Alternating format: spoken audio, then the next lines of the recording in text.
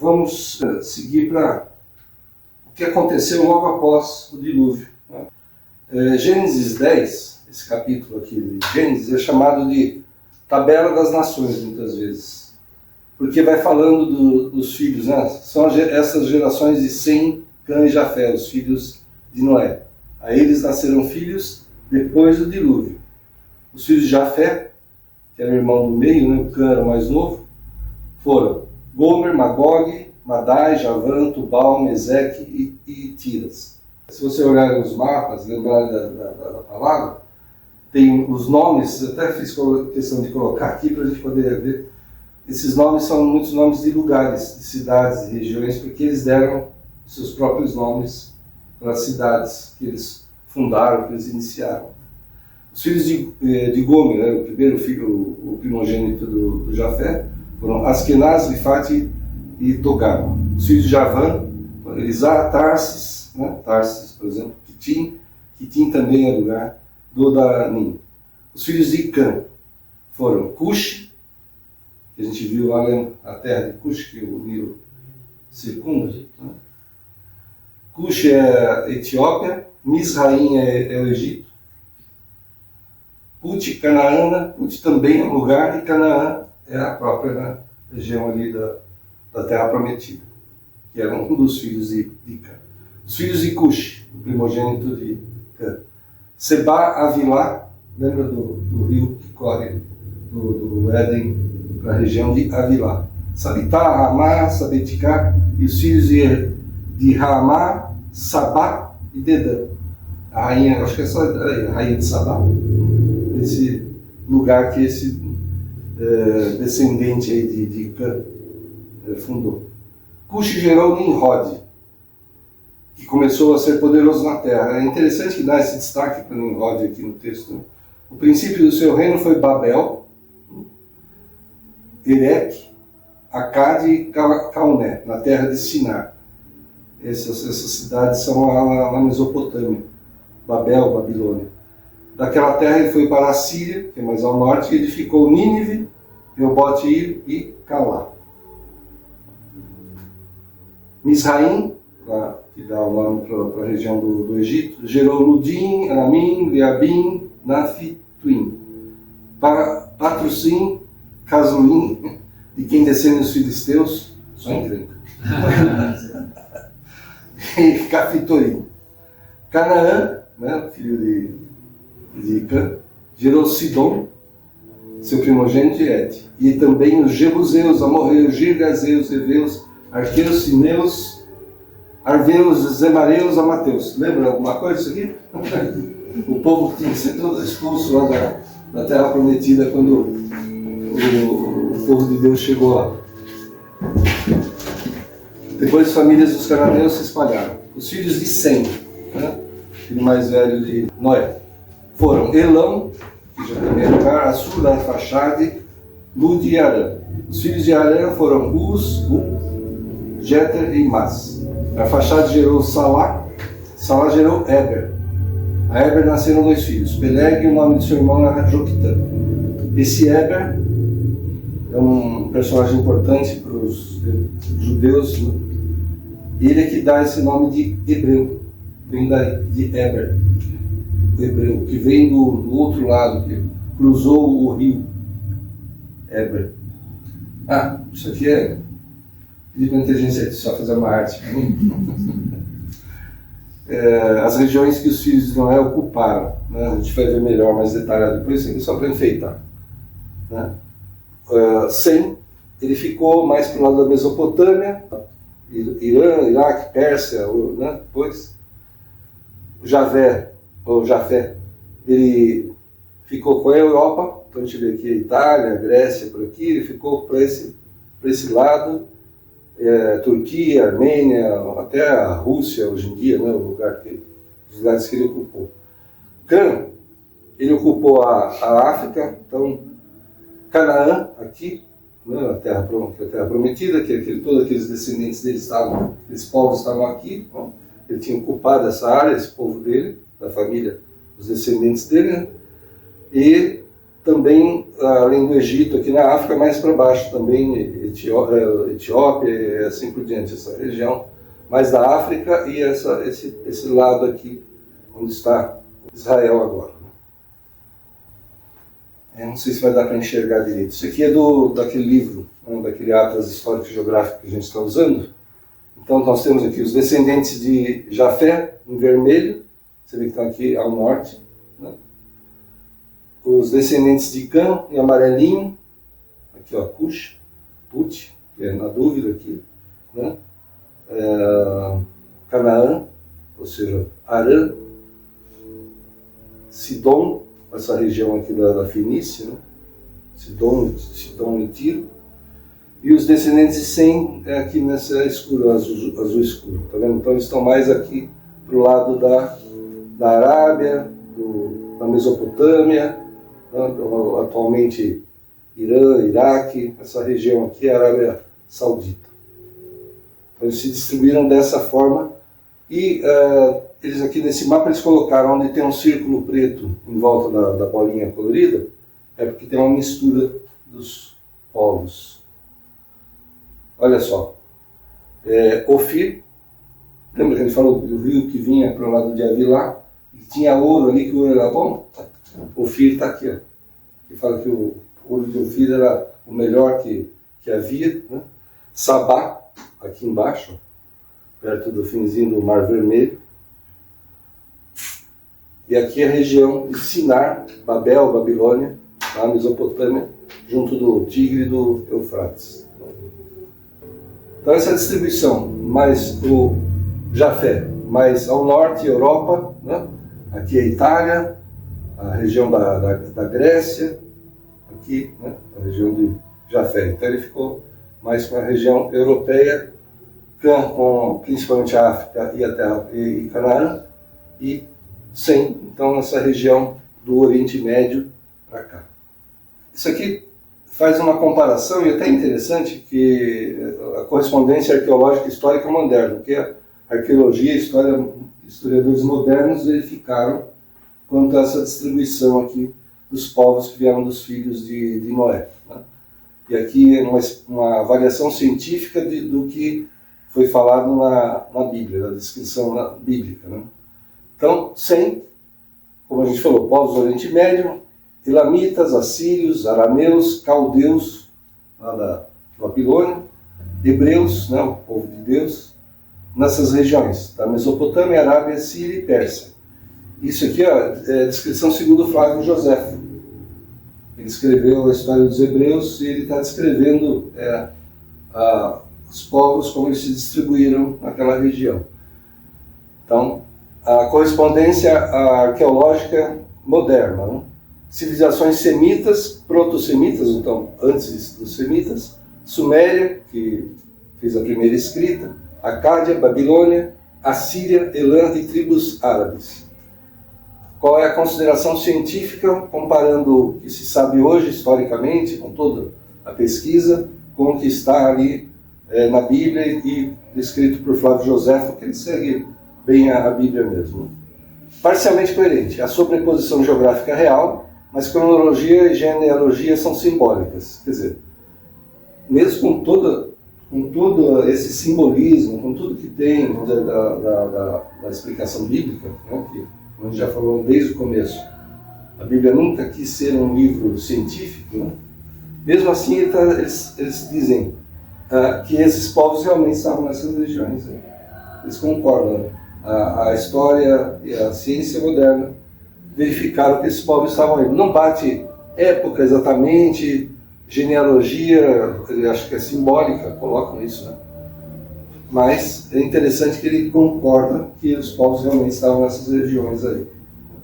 Cã, povos africanos e cananeus, né? Então ali a Terra Prometida, egípcios, Misraim, etíopes, Cush, líbios, Put, cananeus, né?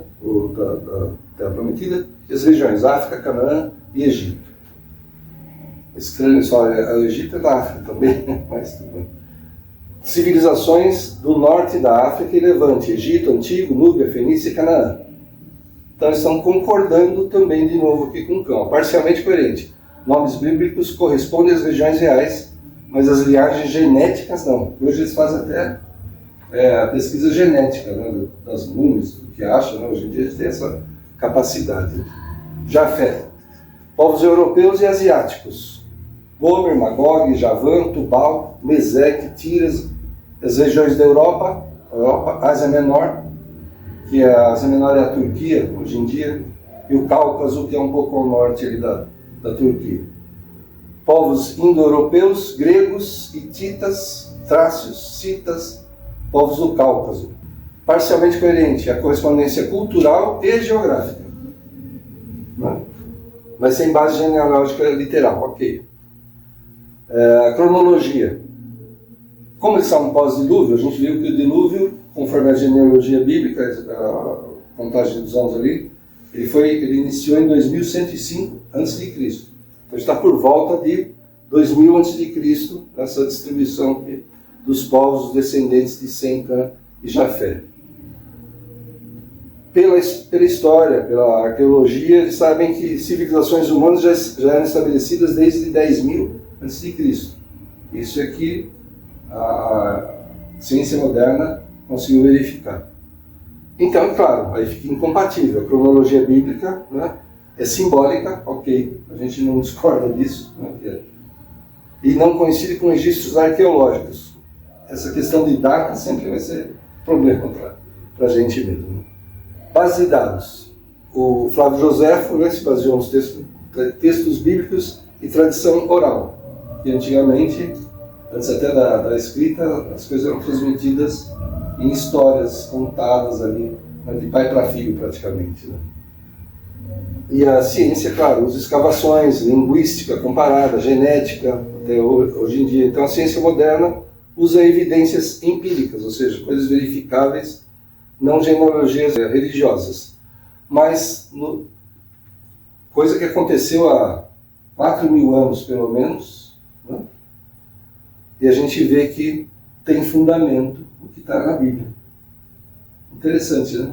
Talvez, eu acho que principalmente porque, como eles deram esses nomes deles aos lugares, então acabou ficando, onde houve registro, você vê que está lá, Mizraim, Cuxi, eles deixaram seus nomes ali, então foi possível verificar que batia a descrição bíblica, né?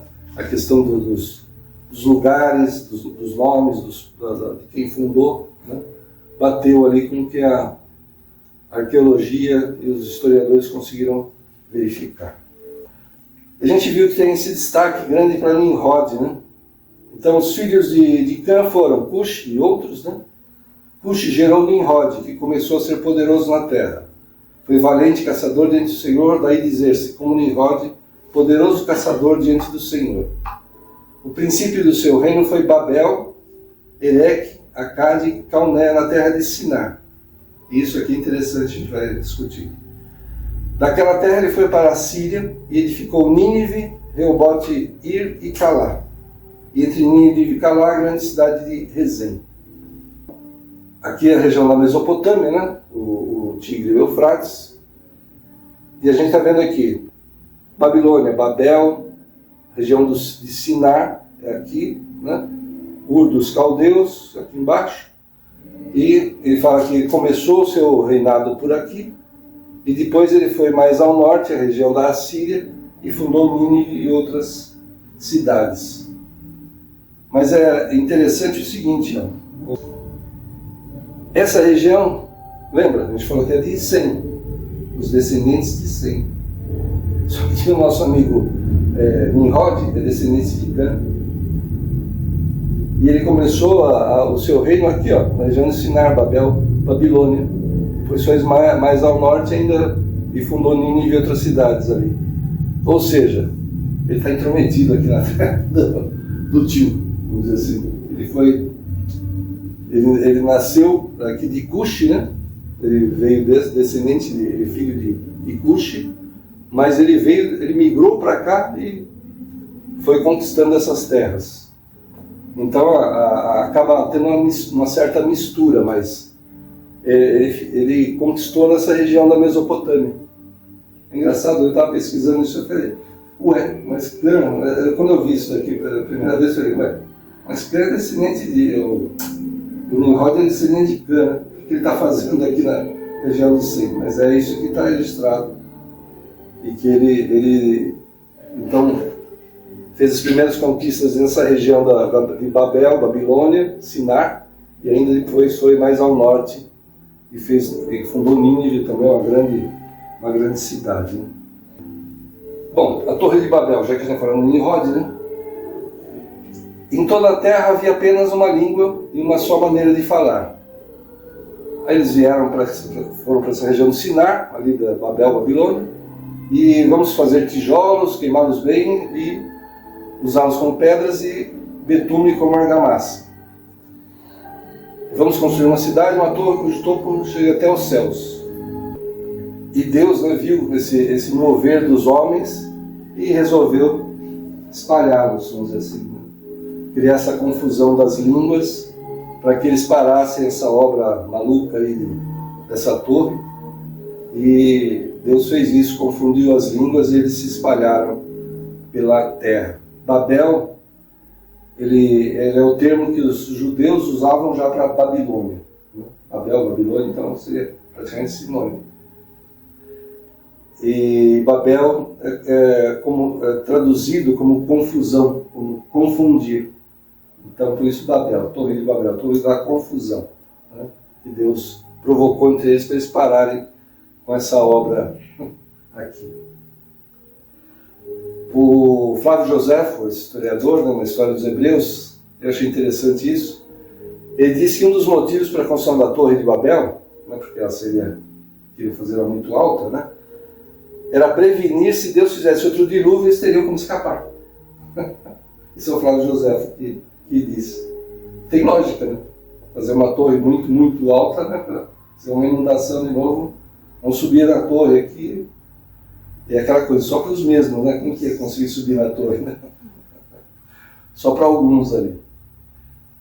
Isso aqui é interessante. O zigurate é um templo em forma de torre. Eles eram feitos da mesma forma que foi descrita a forma da construção da Torre de Babel, né? Então, naquela região de Ur, né? Naquela região dos caldeus, eles construíram templos dessa forma, com tijolos, né, e assentados com betume.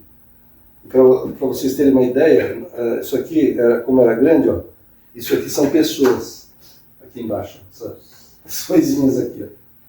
Então você imagina o tamanho dessa obra no mundo antigo, né, feito com tijolos, né, as escadarias para poder chegar até o topo principal. Aí. Mas a Torre de Babel, então, muito provavelmente ela começou a ser construída dessa forma aqui. Vai fazendo patamares e vai subindo. E esse aqui realmente é uma reprodução desse templo de Ur, lá em Ur dos Caldeus. Uma coisa gigantesca para aquela época. Né? A questão das línguas, né, dos idiomas. Segundo esse atlas histórico, existem hoje no mundo 7.148 línguas. Eu acredito que seja idiomas, dialetos, né? Por exemplo, a China, a Índia, né? Tem uma população de 1 bilhão de pessoas e tem muitos dialetos. Né? Uma vez a gente recebeu uma comitiva de chineses na prefeitura para falar sobre impostos, sobre tributação, né? Porque eles não sabiam muito sobre tributo. O brasileiro é bom nisso. Né? No Brasil, para cobrar tributo, né? A gente é 10, tanto que o pessoal veio da China para aprender com a gente em Barueri para a gente ensiná-los sobre isso. Faz bastante tempo, acho que eles aprenderam. Mas no grupo dos chineses, o que eles tinham? Eles vão falar português, né? Ninguém ali. E veio uma pessoa da Câmara Comércio Brasil-China. Então ela falava no mandarim, que era, vamos dizer assim, a língua comum, oficial. Mas tinha gente na comitiva que não entendia. O mandarim. Achei bem interessante isso. Então, essas 7.148 línguas provavelmente não são todos idiomas, são muitos dialetos que estão contados como línguas. Né? A grande maioria pode ser dividida em famílias de línguas, né? De 10 a 20 famílias de línguas. No período bíblico, isso aqui é hipotético porque não tem uma evidência real, histórica, né? Eles têm indícios disso. A língua original chamada proto-indo-europeia, ou seja, aquela região da Europa indo um pouco para o Oriente, que deu origem ao hitita, ao filisteu, persa antigo, grego e latim.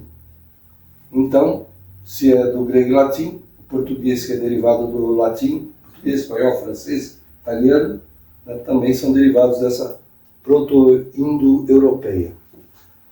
A língua original chamada proto-semítica, hebraico, aramaico, que tem semelhanças, ugarítico, isso aqui nem faço ideia, fenício, daquela região também ali próxima a Israel, aí o amorreu, o cananeu, que já era da Terra Prometida, moabita, amonita, que são parentes, né, do povo de Deus, e árabe do sul. Então essas vamos dizer assim, essas línguas mais antigas que deram origem às línguas dessa época, já da época bíblica, né? É como o latim, né, por exemplo. Se a gente for ver o português e o espanhol, tem muita semelhança, né? O italiano já, né, pega um pouco, mas você até compreende alguma coisa. O francês também é de origem do latim. Eu, sinceramente, não capisco niente, não entendo nada do francês, né? Nem parece para mim que é a língua derivada próxima do português, para falar a verdade, muito diferente. Mas, então, essas línguas da época bíblica vieram dessas proto-línguas, essas pré-históricas línguas, alguma coisa assim. E conforme também esse Atlas, quem propõe a ligação dessa proto-indo-europeu, que a gente está falando agora, e outros grupos como proto-afro-asiático, ou seja, mais pro da África, né? Deu origem à família semítica, berbere, egípcio antigo e outras línguas africanas da região do Saara. Tem alguns que postulam uma protolíngua que deu origem a um grupo ainda mais amplo, chamado nostrático. Então, a partir desse conceito, alguns propõem uma protolíngua mundial, uma língua mundial. Só que isso está muito longe de ter uma prova, né? Ele fala que é extremamente hipotético. Mas, de acordo com o escritor do relato da Torre de Babel, em Gênesis, a protolíngua mundial existiu, né? Que é muito teórica, muito hipotética, né? E a origem das diversas protolínguas na Torre de Babel é pelo menos uma forma de explicar o número tão pequeno de semelhanças entre essas línguas. Isso aqui que eu achei interessante. Vamos pensar, né? A gente está falando, né, da criação, né? Da teoria científica, da Bíblia. Então, se veio de algum lugar único, né? Se a civilização, o homem, né, começou a se desenvolver num lugar só, era de se esperar, apesar da passagem de milhares de anos, que fosse alguma coisa assim, português e espanhol, sabe, uma coisa parecida, sotaques diferentes, dialetos que talvez você perdesse muitas palavras e tal, mas tudo seria próximo, né? Não seria tão difícil de você entender, apesar da separação, apesar do tempo que passou. Mas ele estava afirmando aqui, olha, é um número tão pequeno de semelhanças entre essas línguas. Quebra um pouco a lógica da coisa, né? De você ter uma origem comum, né? E se espalhando e ter tanta diferença. Né? Por exemplo, os ideogramas que são usados na China, né? Há milhares de anos, que tem a ver com... É até diferente, né? Uma coisa que você interpreta, né? Diferente de uma letra A. Uma letra A. Você não está vendo uma pomba, uma árvore, um córrego de água, não é um desenho que representa, não é uma letra, né?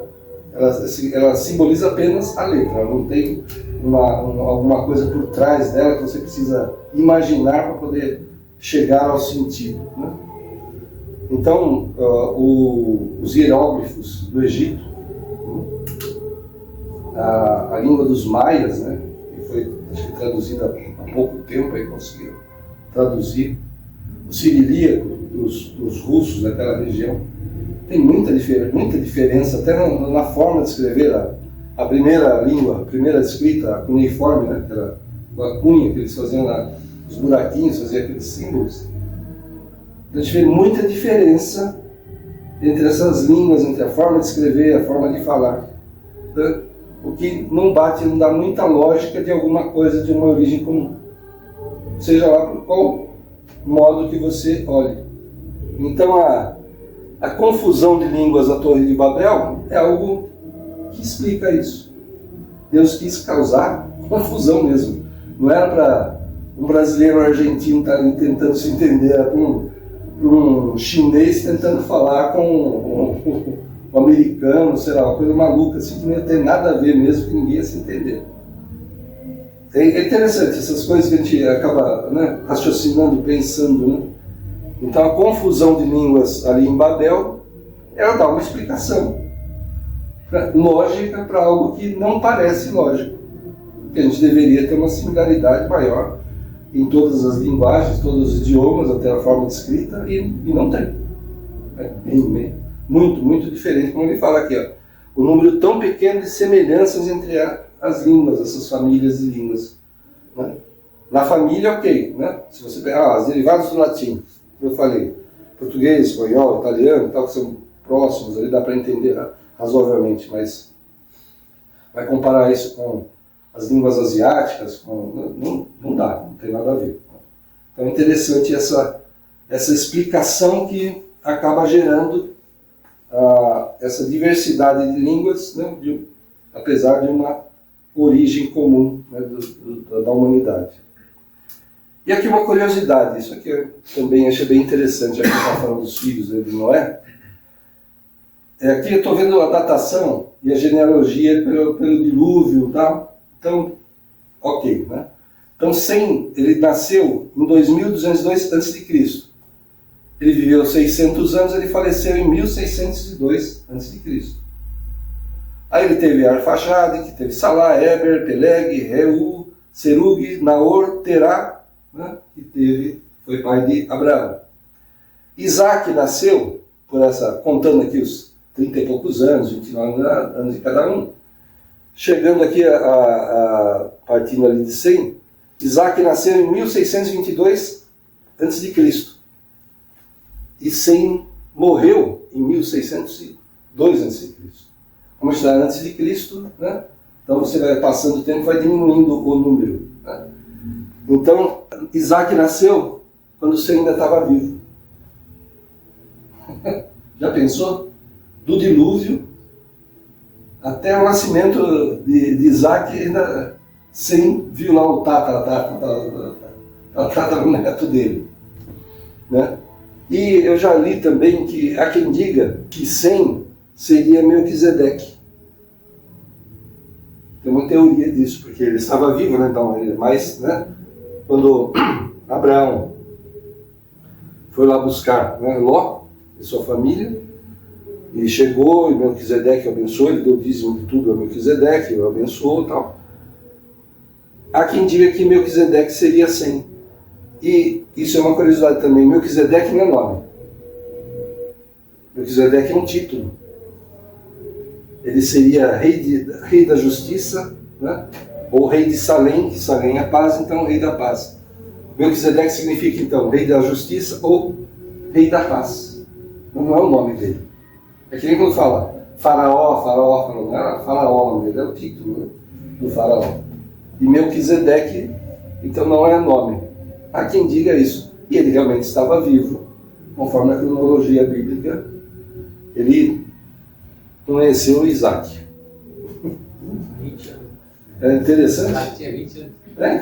Ele nasceu, Isaac nasceu, né, em 1622, ou seja, levou 20 anos ainda para Sem falecer. Interessante, né? Agora, esse Melquisedeque não tem. É uma suposição de alguns aí, vamos dizer. E a questão de cronologia aqui, os patriarcas, né? Gênesis, do capítulo 12 ao 50, trata da relação de Deus com o homem, Abraão, e seus descendentes, Isaac, Jacó, né, Israel, e seus 12 filhos. Aí José é o mais destacado. E aqui é um problema realmente da história bíblica, né? É difícil situar os patriarcas num período histórico exato. Para isso é preciso considerar em grande medida a data fornecida para um acontecimento posterior da história bíblica, a saber, o Êxodo, para o qual são definidas duas datas. Por quê? Você não vê o nome do faraó, por exemplo. Se tivesse o nome do faraó, nunca tem o nome dele, né? Saberia em que época foi de uma forma mais próxima, né? Mas não tem. Então há uma dúvida. E uma das datas para o Êxodo é 1447 a.C., que eles teriam saído então do Egito para a Terra Prometida. Considerando que os israelitas permaneceram no Egito durante 430 anos, então pode-se concluir que Jacó e seus filhos chegaram ao Egito em 1877, quando eles foram para lá com José. Assim, Abraão deve ter nascido na metade do século 22 antes de Cristo. Então, 2200 e alguma coisa antes de Cristo seria o nascimento de Abraão. Outra data, e aí você vê que há uma diferença razoável, né? Quase 200 anos. Outra data para o Êxodo é 1270 a.C. Então, considerando esses 430 anos e tal, Abraão deve ter nascido por volta de 2000 a.C., ou 2200 e pouco, ou 2000 a.C. Então essas datas são por quem estuda a Bíblia, né? São as datas possíveis do Êxodo. Então dá uma divergência aí, né? Não se sabe exatamente quando foi, aí acaba, né, influenciando nas datas também, nascimento, morte e tal, né, dos acontecimentos bíblicos, porque eles estão usando uma data, algo que já tem dúvida, né, que é o Êxodo, não sabe exatamente quando foi, mas postulam normalmente, as datas mais prováveis são essas daqui. Para lembrar, né, os patriarcas, o Terá, que foi pai de Naor e Abraão, né?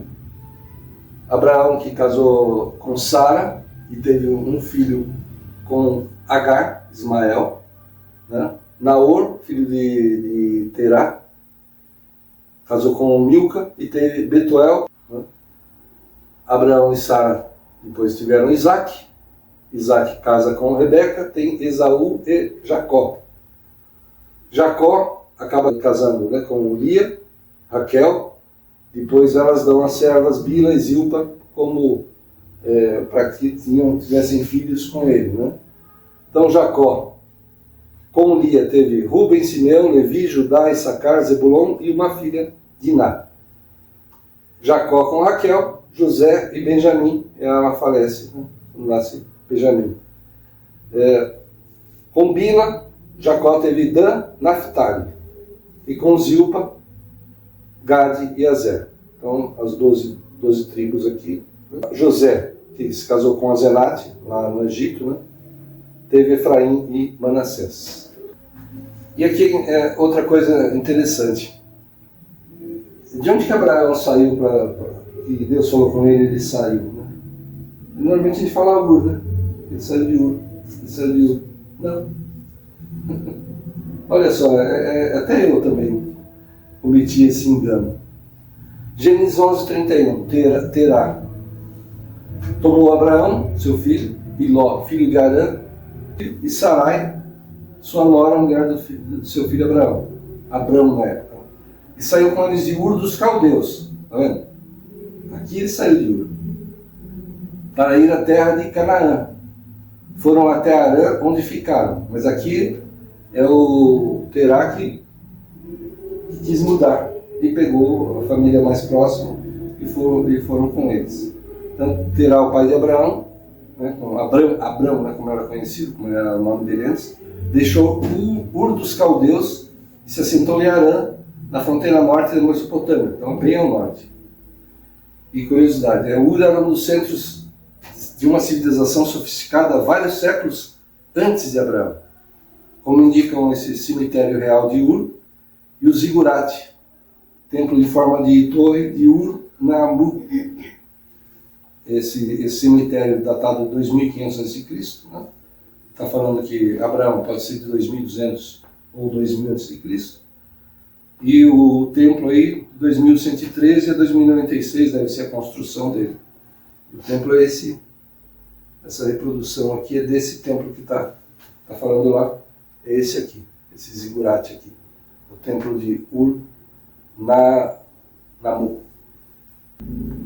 Só para a gente ver, depois a gente continua a volta aqui, mas olha só, isso aqui, esse espaço aqui são 400 quilômetros, né, esse espaço aqui, ó.